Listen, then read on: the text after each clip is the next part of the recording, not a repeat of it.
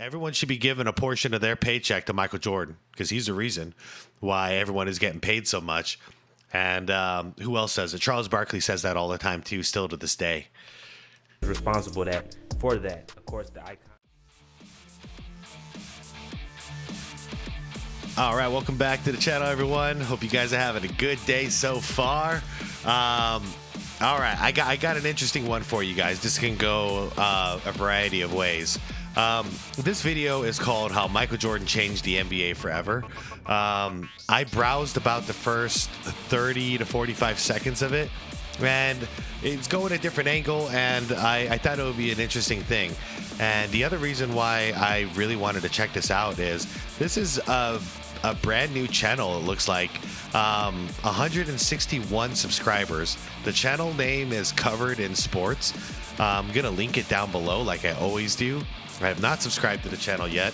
I'll decide that as we go along in this video. But what I would like to point out to everybody is if you do enjoy this, would be pretty cool to subscribe to such a young channel like this. It means a lot for a channel early on. So I'll do the same thing. I don't like my subscription feed too overflooded. So if I don't like something, I don't subscribe. But let's see how this goes. And if so, I'll be subscribed, and you guys will as well. And we might blow this channel up. But yeah, as always, I'm going to link the original video down below for you guys. So if you guys want to do that and check out this channel, go right ahead. Stick around if you want to have my commentary over it. And please leave this video a like. I appreciate it all the time. And like I said, that feeds into the whole monster. So if you guys like the video, comment down below. It'll push this out even more and get even more eyes on this channel, Covered in Sports. Everybody, thank you for listening to my intro rant. And let's do this. The NBA has never been this star-studded before. We went to having one-star teams, to two-star teams, to super teams, to the teams we have now, in which you need at least 3 arguable players that could be franchise players. And the person responsible for that, to me, is Michael Jordan. Today we talk about how Michael Jordan made the NBA a gold mine, along with other players, and how he changed the league for the better and made it so lucrative and iconic and also a global game. So let's talk about it today in Covered in Sports. All right, Michael Jordan came in at the perfect time, 1984. He basically took what Magic and Larry built as far as the 80s fanfare for the NBA and took it to new heights. Of course, in the Eastern Conference, you also had Isaiah Thomas and the Pistons coming up, Dominique Wilkins coming up with the Hawks. Yeah. But as far as a polarizing star, it hadn't been seen as far as one being solo since Dr. J. Yeah. And Dr. J kind of was popular, but he didn't have as much fanfare due to his career and his timing. He was a star and entering his prime basically when the NBA and the ABA merged. So he didn't get as much coverage, marketing, and really get to enjoy the fruits of the labor of the prior generation of players. So Dr. J was really the first with the endorsements, the first solo superstar, but Michael Jordan really got to capitalize off of what Magic Johnson and Larry had built as a foundation for the new NBA. New faces, more fans, the game was becoming popular in the 80s, and Michael Jordan was that perfect star to take it to the top with the high-flying dunks and just the athleticism that went off the charts. You even had David Thompson, the Skywalker, which people forget about. Oh, yeah. But at that time, the NBA wasn't a global game. Hell, it wasn't even as much national as it is now, and we'll talk about that. But good shout out. Yeah, 92 is when it really went global. For sure. Barcelona, the Olympics were huge for the sport of basketball. Like I said, Michael Jordan came in at the perfect time to change the NBA. And when he did, it never went back to normal. He changed the whole sport. And if you've seen The Last Dance, you'll notice that during the 80s, early 80s especially, that generation of coaches and GMs, they were searching for a big man. It was not popular to pick a guard to build a team. Yeah, hence why Hakeem Olajuwon went number one draft pick in '84. At that time, if you were going to build a team from scratch, you were looking for a 7-footer. For sure. No questions asked. You were looking for your next Bill Russell, your next Will Chamberlain, your next Kareem. You weren't really looking for the Dr. J. That seemed like a rarity amongst rarities. Yeah. And teams back then were very skeptical of drafting a guard as number one, as it hadn't been as successful until Michael Jordan. And he was the number 3 pick, the third pick, after Sam Bowie and Hakeem Olajuwon, 2 big men. And prior to that year, you had Ralph Sampson, a really nice big man who was just cold. And there wasn't too many players like Ralph Sampson. It's unfortunate he had the injuries, and the same with Sam Bowie. Hakeem Olajuwon did his thing as a number 1 pick. Yeah, they were the original Twin Towers there in Houston. But during that time, teams were definitely looking for a 7-footer to build their team around, maybe surround with some shooters, get a point guard who can pass it to him, and that was it.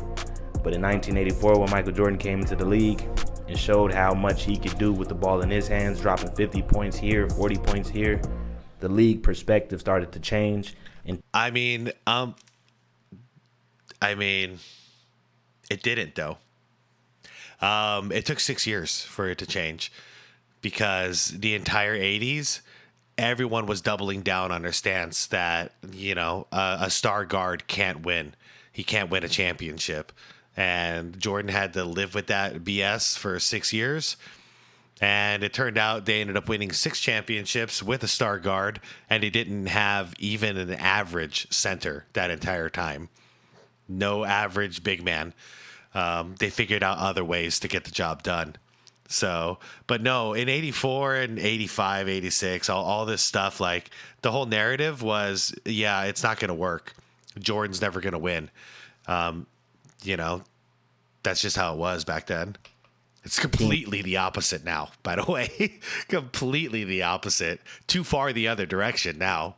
Started to search for that next Jordan. And if you were young back then, that was before my time. But you see a lot of articles who were looking for articles who basically Baby Jordan. They were talking about searching for the next Jordan. Yeah, it happened after 90. So once Jordan proved it by winning a championship over Magic, that's when the narrative started shifting. In the 90s was packed with star guards. We need to find the next Jordan, or this player was called Baby Jordan. Yeah. Jordan Jr. It was a lot of people who were vaunted as the next guy, but not too many got close as Kobe, rest in peace. But during that time, Michael Jordan was the only one who shifted that dynamic and desire to build the team around a player. They went from building the team around a power forward, maybe a small forward, but definitely a center, to looking for that next shooting guard, point guard, who could handle the ball and change the league, or better yet, wreck it. Yeah, what we started to understand quickly in the 90s was there were a lot of players coming in that had the flashiness of Michael Jordan, but they didn't have the willpower and drive to win like Michael Jordan. So a lot of these guys that came in, they were more about themselves as opposed to be about winning, when that's all Michael Jordan cared about. Championship, championship, championship. So we were tricked multiple times. You pointed out Baby Jordan, Harold Miner there. That was one example. It was like, oh, dude, guy can dunk. Guy's got some flashy looking dunks. Maybe he's the next Jordan. That's all it took back then. But we quickly realized what kind of crazy willpower Michael Jordan had by winning 3 straight and then doing it again, where we're like, no, these guys aren't even hit the same league as him. And the first and only guy who's been able to do it was Kobe. And Kobe even struggled with that too, because in the beginning he was more about himself than the team. He figured that out later on in his career. But yeah. Yep. Of course, Michael Jordan having an endorsement by Nike helped, as he was the first player with his own signature shoe during a time which Nike hadn't entered. Hold up, what was that? What was that with correction? His own signature shoe. Correction, in 1971, Kareem and Walt Frazier were the first. I assume with Converse, was it? During a time which Nike hadn't entered the basketball world officially, and Michael Jordan was the face of their first campaigns in the basketball world. Yeah. And you did have Converse endorsing players like Larry Bird, Magic Johnson, Mark Aguirre, Isaiah Thomas, but it wasn't a solo endorsement like Michael Jordan had. And they were the same exact shoe, just different colors. So yeah, they weren't really custom. Michael Jordan literally had a shoe designed for him to wear for the Bulls with the colors and all. And the colors caused controversy, at at least with the NBA, because they weren't official team colors. And back then, I think the shoes had to be white, or they had to match the league to some extent. But he would get fined for every game he wore them, which helped promote the shoe even more. Yeah, there was a percentage of how much of the shoe needed to be white, and the Jordan 1s were clearly breaking that.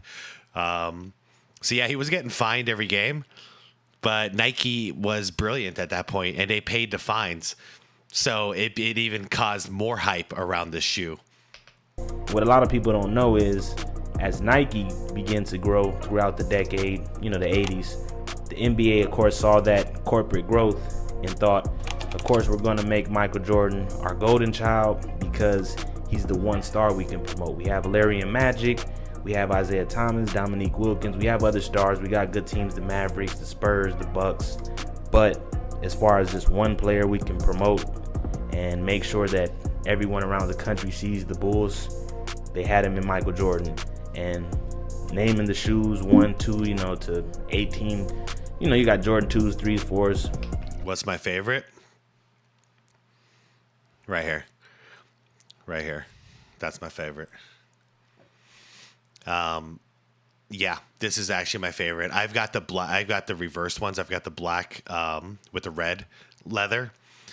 My first pair of Jordans I ever got. Had to save up a lot of money for that. That was really hard. Yeah, that's still my favorite. That's sentimental, though. That's also Jordan's comeback shoe. Etc. But Michael Jordan was the first guy to open that door. I do think Dr. J would have got that distinction. But again, it was a different time in the world where the league was at a point where the public perception was that it was too many players doing drugs. It was a too urban of a league, too black. And the fans, majority of them white, didn't have somebody to identify with until Larry Bird came in the game. And so I think that helped open up as far as viewership and endorsements and advertisements. Companies started to feel comfortable, endorsing Michael Jordan. And that opened the gates for all the endorsements we see now, with LeBron having to shoe KD, Kyrie. And it's some real dope shoes, but Michael Jordan was definitely the first to have his own shoe. And it gained popularity throughout the years, and it's still popular to this day. So people wear them to weddings, to work. I feel like I just got called out. For the first time ever at a wedding, I wore a white and gray pair of Jordan 1s, and I was pretty confident doing it. Normally I wear dress shoes, but according to everyone I asked, everyone was like, dude, no one wears dress shoes anymore. Just wear a nice pair of sneaks. I'm like, all right. Turns out they were right. That was like the conversation. Like, everybody mentioned my shoes. Everyone's just like, dude, nice Jordans. And I was like, all right, I guess that's what I'm doing, because they're a hell of a lot more comfortable than dress shoes. There's no comparison. So just to let you guys know, if you got a nice pair of sneaks that are like not too flashy, you can totally get away with it. I now have 3 pairs of Jordans total in my life, and 2 of them came after I started this channel, because I realized what a crime it is that I only have 1 pair of Jordans, and those Jordans are from 1995, 96. Yeah, that was the only pair of Jordans I ever got. So yeah, I now have 3 pairs of Jordans. I got 2 pairs of Jordan 1s at this point. It's such a nice shoe. People don't even play basketball in them no more, which is ironic. They're not even made for basketball usage. Yep. But Michael Jordan was the first to do it. And back then, even the NBA Finals were on tape delay, meaning they just were recorded and you'd have to watch them for another day, or I think you'd stay up to midnight or a certain point and they'd show them on TV. But it wasn't a prime time playoff, show on TV how it is now, where you look forward to watching all the playoff games, even the blowouts, game 2, 3, whatever. Back then, I imagine the only primetime games you had were Lakers and Celtics game, because the golden goose of the league at that time was Larry Bird. Magic Johnson was killing it, but they were really promoting Larry Bird at that time. And Larry won 3 MVPs in a row, which is a crazy feat. Yeah. But he did deserve, some of them. I don't want to say some of them. All of them. But winning 3 is really crazy. Good catch. When you think about how many great players it is. But when Michael Jordan came into the league, the ratings went up. And even though his team wasn't that good, you know, if you look back at when they went to the playoffs, Michael Jordan scored 63 points in one of the games, and they still lost the series. I think he scored 49 prior in the game prior to the one him scoring 63. Hey guys, before I lose this thought, something I just thought of when he was talking about the tape delays. If anybody was around back then to know, how did that affect gambling, sports booking? Were you not able to bet on NBA games back then because of the tape delay? I'm curious, because how could you get away with that if, like, you know, I'm at a Chicago Bulls game watching it live, and I hit up my friend who's gonna place a bet in Vegas and say, "Hey, Bulls just won by 12. Bet on them." Like, so I'm assuming you couldn't bet on basketball games back then, but please let me know if you do know. All right. They still weren't, you know, primetime games, but I think in about 2-3 years, the Bulls became a primetime team where if you turn on the TV, you're going to see a Bulls game on basic cable, because people didn't have cable like that back in the days. So Michael Jordan's popularity made the league even more popular. So the NBA made it a thing to where they're going to make sure the Bulls games are on TV so people can see it all around the country. Hell, man, and Chicago WGN started showing every single Bulls game back then. That's how big it was. That was a cable channel, an Illinois channel. And yeah, Michael Jordan definitely kicked that door down. Now, I imagine that hadn't been done many times before. You might have had it adjusted when Kareem came into the league, or a star like that. Maybe even Magic when he, you know, was drafted to the Lakers, because he was such a big draw, and Larry. But again, Michael Jordan was that singular player that made the NBA shift and say, let's make sure with our contract, you know, our TV deals, we got the Bulls playing, and everybody can see, no matter who they're playing, it's going to be on TV locally so people can see Michael Jordan. And that's pretty awesome. That speaks to his influence and how polarizing of a player he was. Not too many players can pull off a bald head in their late 20s. Michael Jordan started balding at like 25, 26, and that's genetics. You can't control it. Yeah, his it dad happens James everywhere was around too. the world. But the player he was so iconic that it fit into his image, and it was made cool in the late 80s, 90s to have a bald head and have the one earring and also the shorts. If you look at footage from the 80s, you'll notice everybody's wearing these high shorts. And I think John Stockton, he stayed with the high shorts. He did. I was just about to say it. Good catch, man. In fact, I mean, that's good enough for me, bro. Good job. No, yeah, John Stockton was the only one to stick with the short shorts. Actually, it turns out there was a lot of ladies at that time that were really into John Stockton because of the shorts. But yeah, Michael Jordan made it cool to have baggy shorts for all of us. We were all doing that. That was a big trend. And then by the time like dudes like Allen Iverson and stuff came out, it became cool to have your basketball shorts past your knees. And some people went absolutely nuts with it, where their basketball shorts were going down to like their not their ankles, but their heels. Not their heels. What the hell is this? It's like your shin area. And it was basically going down to your foot. It was just insanity how one guy starts a trend and then it went so far. For a long time. I don't even know if he changed them in his career. I think he played with high shorts his whole time. But that was the standard, how players dressed up for all games. And you could contribute the changes also to the Fab Five in college wearing longer shorts, but I think they were inspired by Michael Jordan. Yeah, Fab Five came way after MJ. MJ did it he did this in the 80s. And him desiring to wear longer shorts. Impact translates to style too. By this point, long shorts were the norm. Yep, 100%. Good catch, man. You're catching all your stuff, so I dig it. I dig it. Happy to be subscribed to your channel.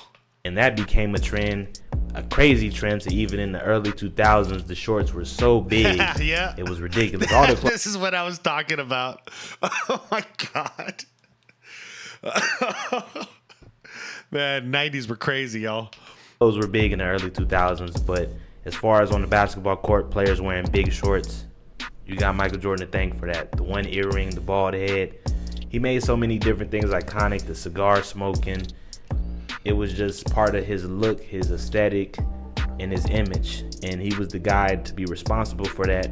So he gets cool points, and it's one of those things like AI, in which it speaks to how his image was so popular and powerful that it made people switch up some of their style, or maybe started, if they were balding, they saw I could go bald like Michael Jordan. I can, wear the hoop earring like Michael, or shoot, I'm gonna wear longer shorts. Man, we even put the wristband, the sweatband, on our wrist the same way that Jordan did it. We were all copying everything that Jordan was doing stylistically.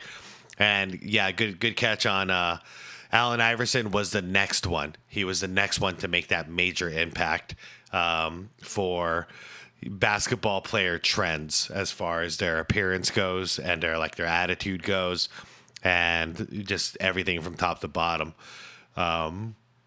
Yeah, because AI came in with the tattoos and all that, so that was a whole nother thing, a whole nother level. There's so many different details in that. Michael Jordan was the first, so we got to give him his credit.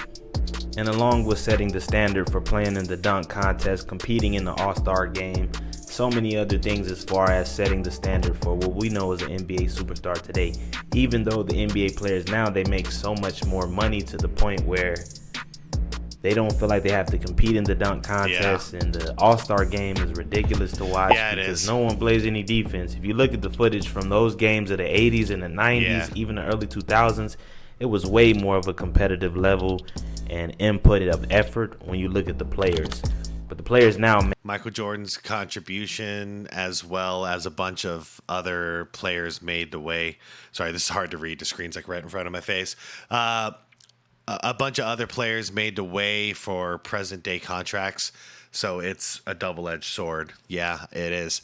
It is. Unfortunately, that's just the way it goes, though. You couldn't stop that momentum Jordan started. I mean, really, Bird and Magic started, but then Jordan took it to a whole nother level, like this whole video is about. So the league was making so much money, and now we're dealing with these crazy contracts. And I heard Mark Cuban recently say he thinks within 10 years we're going to see $1 billion contract out there. Sounds crazy, right? But I don't think so anymore. I think it's going to happen. It's going to happen. Once we start paying people $100 million a year, I mean, give someone a 10-year contract, game over, $1 billion. So, yeah, within 10 years, it's definitely possible. Should it happen? No, man. This is just crazy. It's just crazy. Who's going to care? If you have $1 billion guaranteed contract, who's going to really care about winning? You already won the game of life. It's over. Generational wealth forever. Make $50 million a year, $20 million a year, $30 million a year, to where they may feel like they don't have to do that. But they got to be thankful that Michael Jordan came into the league and made the league more lucrative to where they can garner those deals. Because even Michael Jordan, in his best years, he didn't make what the players make now. He may have made it off the court, but as far as team pay, league pay, it's nowhere near what the players were bringing in during the late 90s. And that's when those deals started in the mid-90s with Big Dog and Juwan Howard, Kevin Garnett. Those $100 million deals, they came in the 90s. But Michael Jordan... Wilt Chamberlain was kind of like a Michael Jordan hater for a little while. It's out of jealousy, because they were both kind of competing for that GOAT position or whatever. But even him, with that kind of sourness in him, he even said it. He said, everybody right now playing basketball should give, I think he said 10%, but whatever. Everyone should be given a portion of their paycheck to Michael Jordan, because he's the reason why everyone is getting paid so much. And who else says it? Charles Barkley says that all the time, too, still to this day. Responsible for that. Of course, the iconic 23 jersey number, the stylistic dunks, the tongue out. There's so many things I can name, but overall, Michael Jordan made the league more lucrative. He made teams start building around point guards, shooting guards, thinking smaller to think bigger, if you get what I mean, pause. But he brought that element to the game as far as being a showman, a prolific scorer, dropping 50, his career high 69 against the Cavs. He's had rivalries with the Cavaliers rivalries, with the not the Bulls, the Pistons, and those were some of the best games. If you look at the ratings, the Pistons and the Bulls games, they were off the charts. So you have to give him his credit, knowing at that time teams didn't expect a guard to be able to lead a team to a championship. Even if we bring Dr. J in, he didn't win his first championship until Moses Malone joined the team. Yeah. And they instantly won a championship. Yeah, which played into the narrative that you can't do it without a big man, without a dominant big man. And, I mean, Birdhead Parrish, comment down below, would you consider Parrish a dominant big man? I would consider him a good big man, but I would not consider him dominant. But I would consider that starting five and even into the bench, the 6th and 7th man position. It was an absolutely totally dominant lineup altogether. So they did it another way. But yeah, outside of that, it's hard to think about a championship that didn't involve a big man. Magic Johnson was winning those rings with Kareem with him as well. Doesn't just speak to having a big man, but it speaks to having a team that's solid, because basketball is a team game. You got 5 on the court at all times for each team, and you got a reserve. So that's my video for today. Like and subscribe if you're into that. But that's how Michael Jordan made the league a gold mine, with his style, his play, his endorsements, him helping the league itself, Nike itself, to become a great corporation. And it's pretty amazing, so I just wanted to give him his flowers. We got more on the way. Thanks for watching Covered in Sports. Hey, man, I enjoyed it. That was good stuff. Looking forward to more in the future. All right, guys, what'd you all think? I thought it was a pretty cool video, cool angle, because the angle is basically the impact of Jordan's dominance as opposed to just talking about basketball. It's the ripple effect of what he brought to the game and what has happened since, financially and stylistically, and how he set the standard for greatness, and how he broke the narratives of what can be done and what can't be done in the NBA. So you got my vote. This was a cool vid. Let me know in the comments what you thought about it. Also, that question he asked about what your favorite Jordans are, let me know in the comments. What are your favorite Jordans? And it's probably for a sentimental reason, like mine. I'll be fully transparent, very sentimental. But let me know which one and why, and I'm looking forward to talking to you all. I'll see you all in the next one. Thanks for watching. Peace out.